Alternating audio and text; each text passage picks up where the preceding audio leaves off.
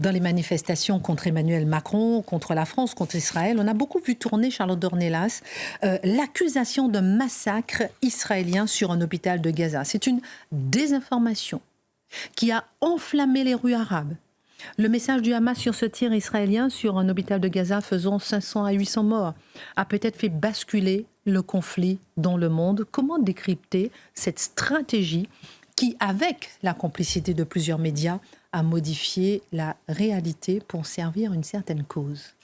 En fait, ce qu'on comprend, c'est que les parties prenantes d'une guerre, de manière générale, elles sont difficiles à convaincre. Quand vous êtes engagé dans une guerre, vous avez une manière de voir le conflit et de prendre, on va dire, toutes les informations qui servent la manière dont vous voyez le conflit du côté où vous êtes, entre guillemets. Donc, raison de plus pour que les journalistes extérieurs à ce conflit, en l'occurrence français par exemple, soient extrêmement prudents dans la manière de relayer ce qui se passe. Et quand par hasard, ils ne savent pas ce qui se passe, ne pas avoir peur de dire qu'on ne sait pas, ou alors d'expliquer très exactement, en prenant beaucoup de pincettes et en mettant tous les mots qu'il faut, pour expliquer que c'est potentiellement la propagande, d'où qu'elle vienne. On le sait dans la guerre, on le répète à chaque conflit, mais on fait comme si ça n'existe pas. Donc on répète, attention, dans un conflit, il y a beaucoup de propagande, et en même temps, on traite les informations comme si elles ne pouvaient pas relever de la propagande. Et c'est ce qui s'est passé. En effet, le 17 octobre dernier, vous l'avez dit, le Hamas communique immédiatement. Il y a une explosion à proximité d'un hôpital dans la bande de Gaza. Le Hamas communique immédiatement en accusant Israël, en l'occurrence d'une frappe, disent-ils. Et le titre de l'AFP, l'agence France-Presse, donc, qui détermine malheureusement toutes les dépêches des autres journaux, devient Gaza : au moins 200 morts dans un raid israélien sur l'enceinte d'un hôpital. Entre parenthèses, Hamas. Donc, source, Hamas. C'est comme ça que fait l'AFP. Très bien. Sauf que la source que met l'AFP entre parenthèses, souvent dans les titres des journaux, quand vous réécrivez 3 mots dans la dépêche pour la mettre sur votre site internet, surtout le soir, au moment où arrive la chose et qu'il y a moins de monde dans les rédactions, vous redéfinissez le titre et puis vous mettez ça dans le chapeau, voire même dans l'article. Et donc, ça n'est plus aussi évident que prévu.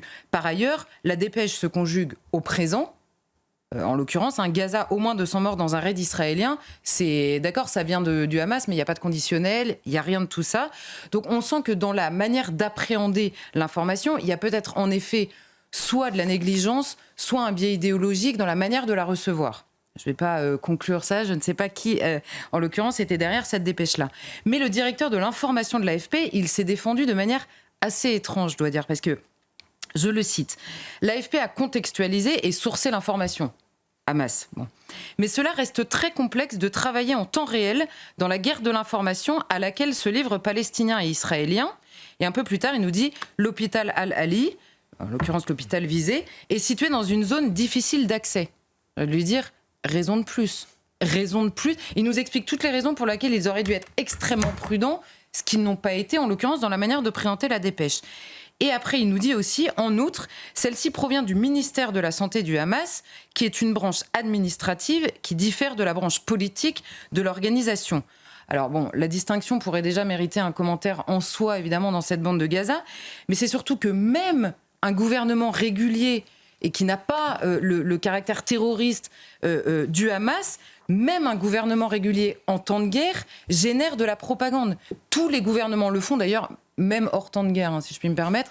Donc, il faut évidemment... Non, mais notre métier, quand même, c'est de prendre avec distance n'importe quelle parole politique qui est assénée. Les politiques sont dans leur rôle, et encore plus, évidemment, en temps de guerre, encore plus avec les conséquences de n'importe quel conflit, de ce conflit, évidemment, dans la région et en France. Vous avez rappelé toutes les conséquences de cette information et de bien d'autres dans cette histoire. Et évidemment, la machine est lancée immédiatement. Alors, il faut noter que Reuters a été plus prudent dans la manière d'aborder l'info, donc c'était possible quand même d'être plus prudent.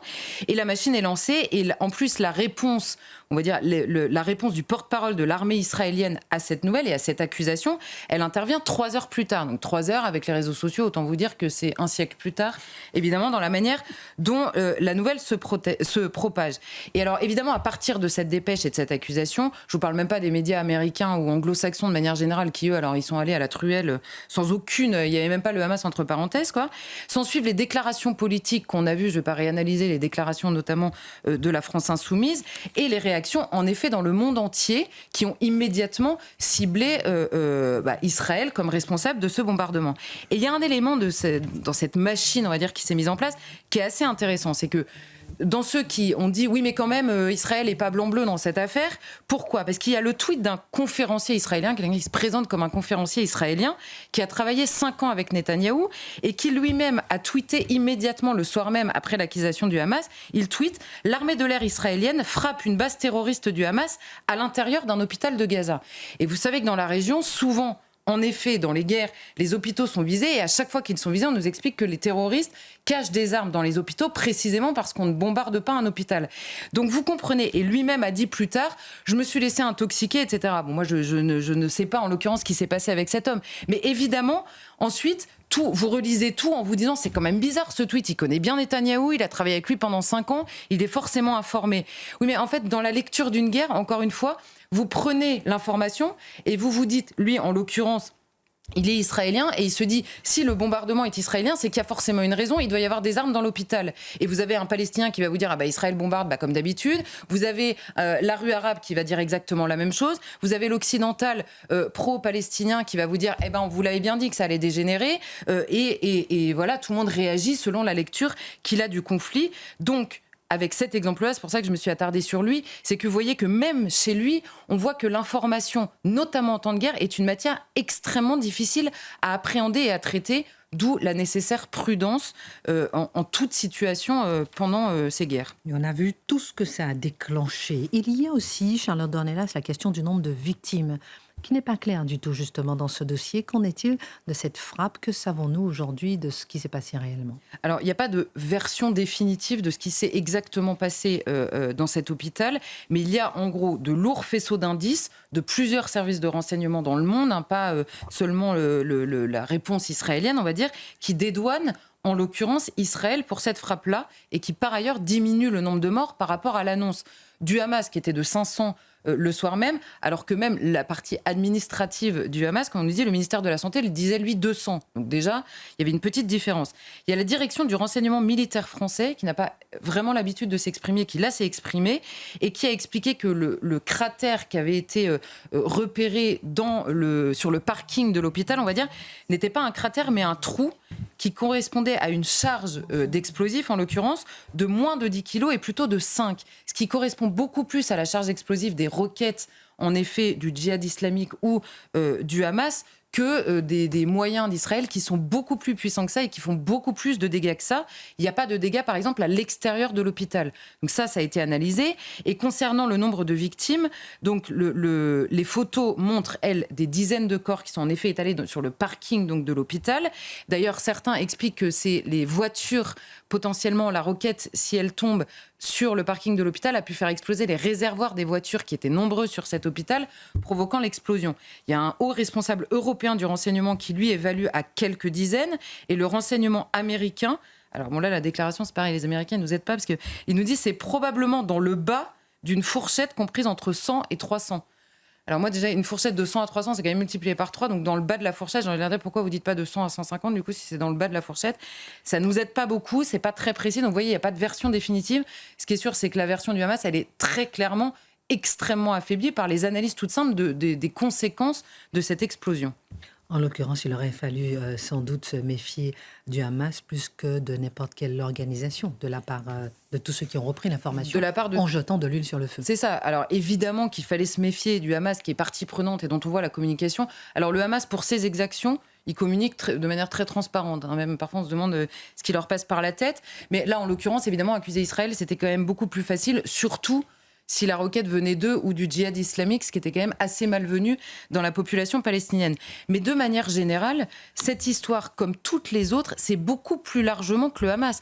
Je ne suis pas en train de dire qu'il faut se méfier du Hamas dans toutes les guerres du monde, du Hamas. Non, il faut se méfier de manière générale de toutes les informations. On avait parlé ici même ce soir-là, justement, de la prudence qu'il fallait prendre. On avait parlé George Bush, on avait parlé des armes de destruction massive, on avait Exactement. vraiment nous Vous pesé. aviez évoqué la question de l'Irak et Mathieu en avait parlé. Donc c'est évidemment l'exemple que tout le monde a en tête et en particulier d'ailleurs le monde arabe, évidemment. Mais il y a une autre information qui nous a plus touché, en tout cas plus récemment, on va dire, c'est celle de l'affaire du gazoduc de Nord Stream, dont plus personne n'a parlé, vous avez remarqué. Alors je me souviens que Guillaume, à l'époque, avait fait un édito pour expliquer comme quoi, je le cite d'abord pour lui rendre hommage, mais surtout comme quoi il était possible de réfléchir quand même ce jour-là, déjà. Et il se trouve que le récit officiel accusait la Russie, forcément. Quand je vous dis qu'on a une manière de lire un conflit qui correspond à ce qu'on a envie de lire du conflit, là, en l'occurrence, le gazoduc explose et on se dit c'est forcément la Russie, c'est eux les méchants dans le conflit. Je le fais simple, mais c'est un peu ça l'histoire. Et depuis, ce que personne n'a expliqué, c'est qu'il y a plusieurs pays qui ont lancé des enquêtes dont pour l'instant on ne sait rien. Et donc il y a des journalistes allemands, parce que l'Allemagne notamment est très évidemment investie dans cette enquête, des journalistes allemands et des journalistes américains qui ont enquêté. Les journalistes allemands, c'est 20 pages d'enquête qui sont sorties, 6 mois d'enquête et un travail acharné. C'est-à-dire qu'ils ont été repérés, le bateau sur lequel il y avait des traces d'explosifs qui avaient été retrouvées, etc. Ils ont loué eux-mêmes ce bateau, ils ont fait tout le trajet, ils ont été dans la société où le bateau avait été loué pour savoir avec quel passeport, c'était des passeports roumains qui étaient faux en l'occurrence, et ils ont retrouvé la trace d'une femme qui était liée à cette société écran, soi-disant roumaine, qui vivait à Kiev. Et là, à ce moment-là, ils ont posé des questions à tout le monde et tous les experts ont dit c'est possible que ça vienne de Kiev, mais ils ne l'ont pas fait tout seuls. Et là interviennent les journalistes américains, le Washington Post, qui nous explique que les États-Unis étaient, vous savez, il y a beaucoup plus d'informations qui sont accessibles aux États-Unis, qui nous explique que les États-Unis étaient au courant des intentions de l'Ukraine, puisqu'un informateur à Kiev avait expliqué à Washington qui avait prévenu les Allemands et qui avait demandé à Kiev de renoncer à cette action-là. Et quand vous faites toute l'histoire de ces gazoducs, vous savez que initialement, quand on a fait les sanctions, elles ne concernaient pas le gaz. Or, il y a 4 gazoducs. Il y en a un, en effet, qui va vers l'Allemagne. Il y en a un deuxième qui renforce la position russe. Il y a ceux qui passent par la Pologne et l'Ukraine. Et vous voyez qu'à la fin, le seul qui ne s'est pas arrêté, c'est l'Ukraine, puisque la Russie a arrêté la Pologne. Donc, il restait que Nord Stream. Et les Américains n'avaient aucun intérêt puisque eux veulent écouler leur gaz de schiste. Et je reprends ce que nous expliquait Guillaume à l'époque, donc on savait déjà tout ça. Et donc à la fin, on sait que les Américains qui étaient informés de l'action potentielle ont immédiatement pointé Moscou. Que les Américains le fassent, on comprend, ils font la guerre aussi, donc de la propagande aussi. Mais que tous les journalistes du monde, de France, d'Europe, reprennent l'information comme si c'était une évidence, c'est un problème. Alors moi, j'ai pas la réponse ni là-dessus, ni sur le reste. Simplement, ce que je constate, c'est que tous ces médias-là, qui nous expliquent que n'importe quelle opinion est une fake news potentielle parce que simplement ça n'est pas la leur, eux se vautrent avec toute leur bonne conscience dans la manipulation des faits parfois par les États, parfois par des groupes terroristes, et que surtout le pire, ils ne reviennent pas dessus. Et là, c'est impardonnable. Que des journalistes se trompent, franchement, je peux excuser ça. Qu'ils ne reviennent pas dessus et qu'ils n'informent pas correctement pour des raisons idéologiques, là, ça relève de la fake news volontaire. Et c'est bien plus grave que le reste.